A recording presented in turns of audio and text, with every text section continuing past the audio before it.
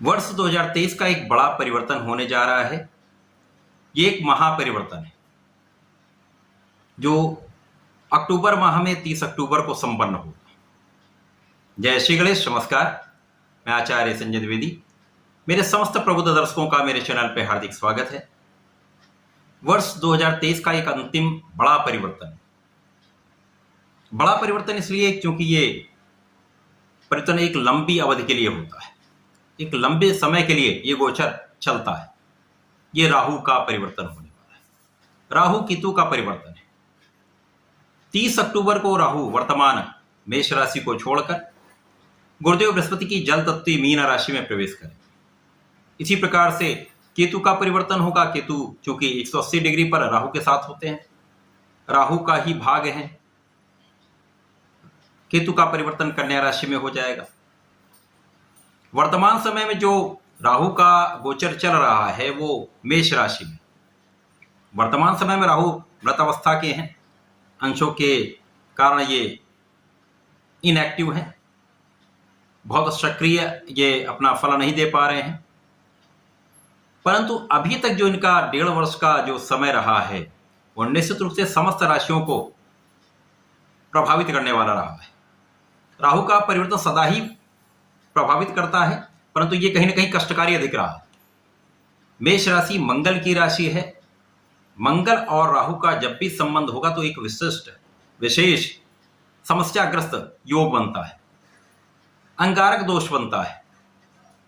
अंगारक का अर्थ ही जलाने वाला, समस्या देने वाला, कष्ट देने वाला। स्वास्थ्य, चाहे वो मानसिक स्वास्थ्य हो, चाहे वो शारीरिक स्वास्थ्य हो, चाहे वो सामाजिक स्वास्थ्य हो, सारी समस्याएं यहां पर उत्पन्न हो जाती।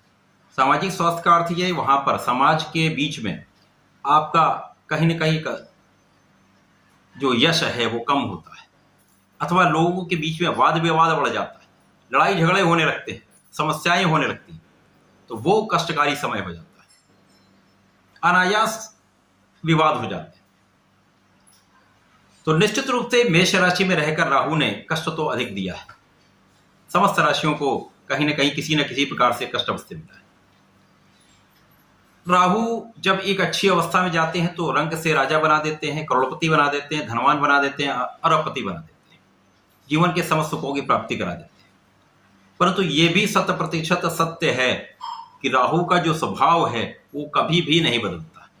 जो उनका मूल स्वभाव है, जो उनकी विषाक्तता है, जो उनका नकारात्मकता है, वो कुछ % अवश्य ही पास ऑन होती है, फॉरवर्ड होती है।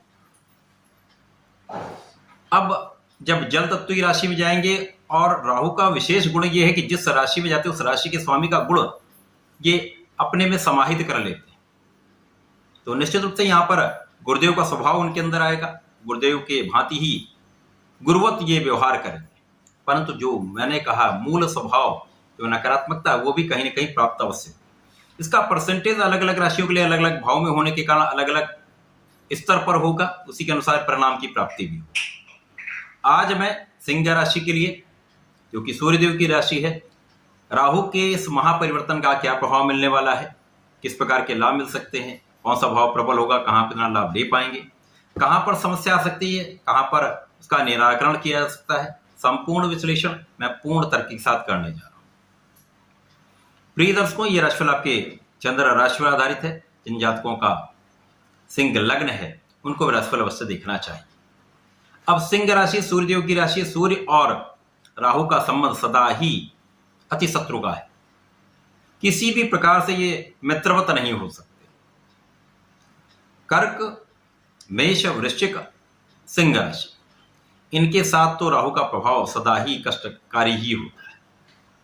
अब यदि अवलोकन करें तो सिंह राशि के लिए राहु का परिवर्तन अष्टम भाव में हो रहा है। अष्टम भाव एक त्रिक भाव है, एक नकारात्मकता का भाव है, क्षय का भाव है, मृत्यु का भाव है। परंतु ज्योतिषीय सूत्रों के अनुसार जब कोई क्रूर ग्रह, कोई नकारात्मक ग्रह त्रिक भाव में जाता है तो एक अच्छा फल देता है। निश्चित रूप से कुछ अच्छे परिणाम आपको प्राप्त होंगे, कुछ अच्छे फल की प्राप्ति होगी। परंतु राहु मायावी, छद्म है, पीठ पीछे वार करने वाले, भ्रम उत्पन्न करने वाले। राहु जब अष्टम भाव में होंगे तो जो आयु का भाव है उस भाव को कहीं ना कहीं ये प्रभावित करे। स्वास्थ्य समस्याएं 100% होंगी, कोई संदेह नहीं है। अब यहां पर जल तत्व राशि है तो यहां पर आपको अपने भोजन पर नियंत्रण रखना चाहिए। आहार विहार अपने आप को आप चेंज कर लें, अपने आहार विहार जीवन शैली में परिवर्तन कर लें। जिस दिन से ये परिवर्तन होगा ये कष्ट आपके साथ प्रारंभ हो जाए। जल जनित रोग अवश्य होते हैं, पेट के रोग अवश्य होते हैं, खाने पीने से फूड पॉइजनिंग से समस्याएं अवश्य होती हैं। तो ये कष्ट स्वास्थ्य समस्याएं होंगी, परंतु यहां पर अचानक धन लाभ भी आपके लिए होने वाला है, विशेष लाभ होता है। अष्टमेश आकस्मिकता के भाव में जब मायावी ग्रह राहु जाते हैं तो निश्चित रूप से ये अचानक धन लाभ कराते हैं। धन लाभ को देखेंगे, धन भाव को देखेंगे तो ये विशेष रूप से कुछ जो चीज नहीं हो सकती उसको भी करके ये लाभ देते हैं। जैसे कि कोई आपका पेरेंटल प्रॉपर्टी का कोई केस चल रहा हो, या कोई प्रॉपर्टी लिटिगेट हो, विवाद चल रहा हो, समस्याएं चल रही हो, उसका हल नहीं निकल पा रहा, उसका हल निकल आता है। येन केन प्रकारेण आपके धैर्य के कारण, आपके बुद्धि बल के कारण, आपकी चतुराई से, आपकी वाणी से किसी प्रकार से यहां पर आपका जो धन भाव है वो आपको लाभ देगा। परंतु धन का बहुत बड़ा संचय यहां पर एक समस्या है। धन का संचय आप नहीं कर पाए, बड़ा धन आएगा परंतु व्यय भी होने वाला है, अकारण व्यय भी होने वाला है। वाणी पर आपको संयम रखना चाहिए, सोच विचार कर बोलेंगे तो जीवन में अत्यधिक लाभ की प्राप्ति होगी। अब सिंह राशि एक डोमिनेट करने वाली राशि, शासन सत्ता की राशि है, शासन प्रशासन की राशि है। इनमें जन्मजात शासन करने का गुण होता है, लीड करने का गुण होता है। तो जब यहां पर पहले से ही एक ईगो होता है, अब वहां राहु जब जाए तो भ्रम उत्पन्न करते हैं, तो कहीं ना कहीं ये भ्रम, ये ईगो एक कठिनाई उत्पन्न कर सकता है। आपके साथियों के साथ, आपके सहकर्मियों के साथ, आपके साथ काम करने वालों के साथ कुछ समस्याएं उत्पन्न हो सकती है। उतना सामंजस्य कभी कभी नहीं मिल पाता है। वाणी पर संयम रखना आपको यहां पर निश्चित रूप से आपको संयम रखना चाहिए। व्यवहारिक बनना चाहिए। यहां अपयश का कारण भी बनते हैं, वाणी के कारण अपयश का एक योग बनता है। विदेश जाकर एक अच्छा लाभ मिलने का पूरा योग है। विदेश सेवाओं से लाभ मिल सकता है, विदेश गमन का योग बनेगा जहां पर व्यय की अधिकता हो। जो लोग व्यापार करते हैं, कार्य करते हैं, उनके लिए अच्छा समय है, अच्छा लाभ प्राप्त कर सकते हैं। विदेश जाने का प्रयास कर रहे हैं तो विदेश जा सकते हैं। राहु का प्रभाव माता पिता से दूरी करता है। जब विदेश जाएंगे तो निश्चित रूप से माता पिता के साथ दूरी होगी। सुख सुविधाओं का आप अर्जन अवश्य करेंगे परंतु उतना उपभोग आप नहीं कर पाएंगे। माता के स्वास्थ्य में समस्या हो सकती है, माता के साथ कुछ क्लेश की सिचुएशन हो सकती है।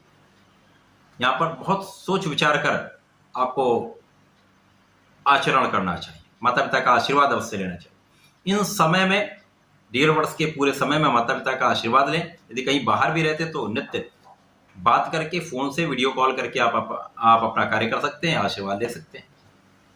जिनके माता पिता नहीं है वो सूर्यदेव को जल नित्य दें। चंद्रदेव का ओम सोम सोमाय नमः का जप कर सकते हैं। पूर्णिमा का व्रत कर सकते हैं, रविवार का व्रत कर सकते हैं। इनसे भी आपका आत्मबल प्रबल होता, माता पिता का आशीर्वाद मिलता, अपने पूर्वजों का आशीर्वाद प्राप्त होता है। आपका मन विचलित नहीं होता है, कॉन्फिडेंस बहुत अच्छा रहता है। सिंह राशि के लिए तो अत्यंत आवश्यक है, आपको अपने पिता का आशीर्वाद चाहिए, अपने बड़ों का आशीर्वाद चाहिए। तो नित्य सूर्यदेव को जल दीजिए, माता पिता का आशीर्वाद लीजिए, आगे बढ़ जाइए, प्रगति होगी। सुखों में वृद्धि 100% होगी, कार्य क्षेत्र में भी प्रगति होगी, लेकिन कार्य क्षेत्र के कारण समस्याएं भी होंगी, एक भ्रम की स्थिति भी होगी। उच्चाधिकारियों के साथ सामंजस्य उतना अच्छा नहीं बन पाएगा। कहीं ना कहीं एक कार्य में अवरोध बीच बीच में आते रहे। यद्यपि आप उन सब पे पार पा लेंगे परंतु समस्याएं तो रहने वाली। तो राहु का ये परिवर्तन आपके भूमि भवन वाहन का योग बनाने वाला है, परंतु उसमें अवरोध भी डालने वाला है। जो कार्य आज होने वाला होगा वो 1 महीने बाद होने वाला हो पाएगा, ये भी सर्टेन नहीं होता, निश्चित नहीं होता। कहीं ना कहीं विवादित संपत्ति यहां पर प्राप्त होती है, तो बहुत सोच विचार कर संपत्ति का क्रय करना चाहिए। इस समय में बचना ही एक हितकर होता है। राहु का ये परिवर्तन सिंह राशि के लिए बहुत अच्छा लाभ देने वाला नहीं, परंतु अचानक धन लाभ अवश्य होगा। आपको अपने वाणी पर, अपने स्वास्थ्य पर नियंत्रण रखना होगा, ध्यान देना होगा, अपने जीवन शैली में परिवर्तन करना होगा। सूर्य को जल, जैसा मैंने बताया, आपको दे, और उसके साथ ही साथ आपको नित्य इस समय में संकर मोचन श्री बजरंगबली महाराज के शरण में रहना चाहिए। नित्य हनुमान चालीसा करिए, हनुमान अष्टक का पाठ मंगल शनिवार को कर लेंगे, बजरंग बाण का पाठ कर लेंगे, तो ये सारे कष्ट भी कम हो जाएंगे, आपके लाभ की वृद्धि हो जाएगी। राहु का प्रभाव भी नकारात्मकता होता नहीं दे पाए जब आप हनुमान जी का पूजन करते हैं, हनुमान जी की आराधना करते हैं। तो ऐसा करके इसका लाभ लें। धन्यवाद, नमस्कार।